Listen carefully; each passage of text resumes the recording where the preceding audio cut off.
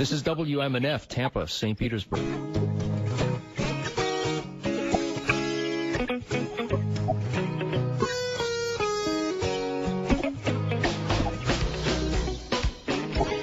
Good afternoon. Welcome to Radioactivity. I'm Rob Lurie. Today, an interview with Chamlers Johnson, the author of the new book, Nemesis, The Last Days of the American Republic. We'll talk with him in just a moment. But first, some listener comments about yesterday's program. We heard from a listener who wanted to talk about the Iraqi refugee situation, and also from a listener who had a comment about the Jim Hightower commentary yesterday. Here's what some listeners had to say.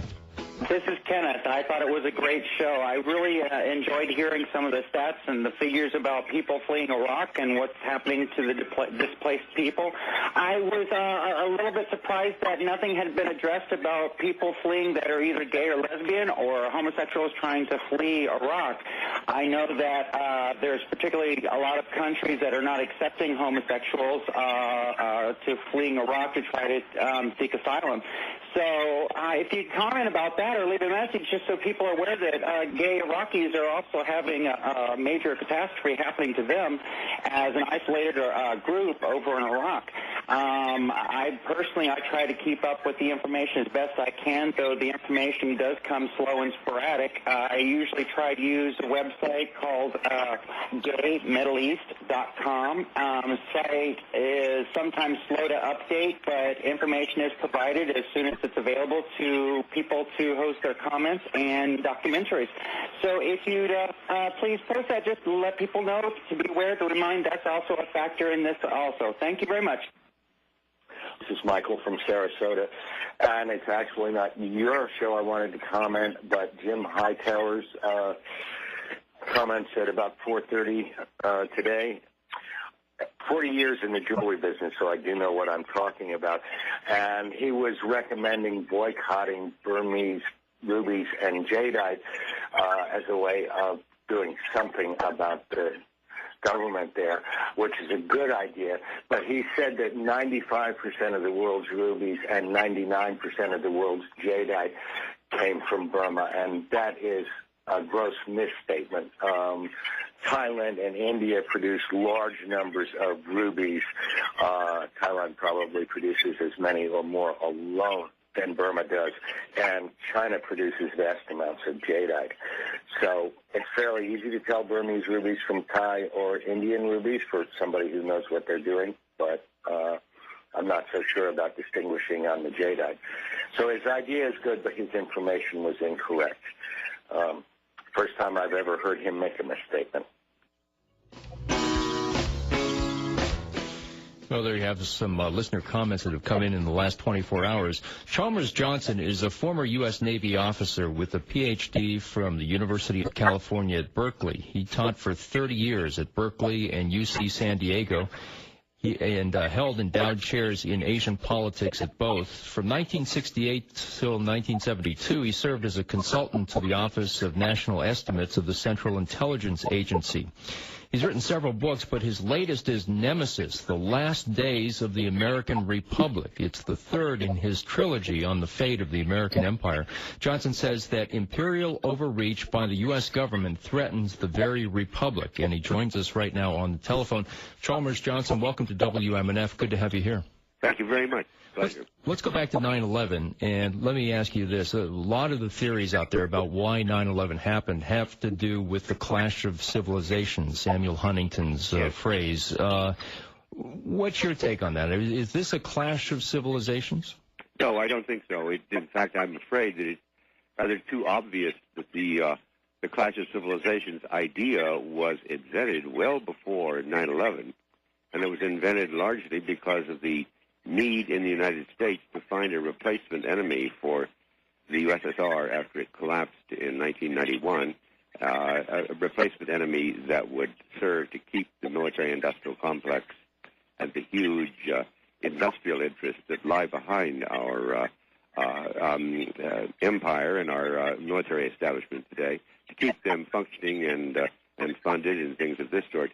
There is really no evidence at all that fundamentalist Islam or any religious impulse has had anything to do with this at all, except that it's often used as a device to to make extremely histrionic statements, particularly by Osama bin Laden, against the United States. But that bin Laden himself, 10 days after 9/11, was quite explicit in the reasons for the attack, and these have been widely endorsed. One was the decision by the United States after the first Gulf War to put American ground forces in Saudi Arabia. This was insulting to numerous pious Saudis because the Saudi government is responsible for the security of the two most holy places, sacred places in Islam, Mecca and Medina, and the idea of entrusting it to infidel troops who know next to nothing about the country they were in was insulting to them. It was also unnecessary. It was a bad idea. If you really did feel that you needed to use military force to defend the house of God, Saudi Arabia is surrounded by water. It's a perfectly logical place to use military force from carrier task forces, certainly not putting ground forces in Saudi Arabia. His other stated reasons for the attack were the death of some 500,000 Iraqi children as a result of the sanctions imposed on Iraq by Bill Clinton and throughout the 1990s. His third reason is the statement was, you Americans will never know peace so long as you continue to support Zionist expansionism at the expense of the Palestinians. Now, I cite these things not to say that they're accurate or should be supported, but to say these are anything but attacks on the United States because of its democracy, its way of life, its values, or a clash of civilizations. These are rather classic casus belli that lead to wars. The term that you used in your 2000 book was blowback, and it's not a term that you originated, but describe what blowback is and how that relates to the case. Blowback is a CIA term meaning the retaliation against the United States for things that we have done abroad in numerous other countries. But it's, above all, not just things we have done abroad, but things we've done abroad that were kept totally secret from the American public, so that when the retaliation comes, as it did most spectacularly on September 11, 2001, the American public is not able to put it in context, to see cause and effect, tends to lash out rather blindly against anybody that is plausibly could have been responsible for it. Blowback was the first case of the president's use of the Central Intelligence Agency to overthrow a foreign democratically elected government was against the government of Iran in 1953, done for the sake of the British Petroleum Company, that resented the fact that Iran was beginning to ask that its oil be controlled by Iranian sources rather than in London. We accused the Prime Minister of Iran, Mohammad Mossadegh, of being a communist. The Pope would have been a more plausible candidate.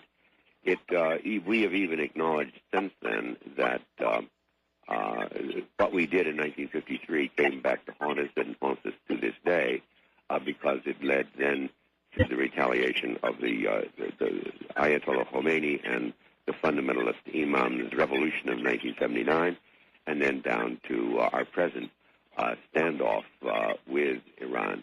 In the after-action report on this, the CIA used the term saying, we are going to get some blowback for what we have done in Iran, and that's essentially what it means. Since then, we have done this repeatedly in so many different places, it's almost easier to recount where we have not tried to overthrow a foreign government, undercut its economy, rig its elections, or otherwise meddle in its internal life. But it's certainly the famous cases are Guatemala in 1954,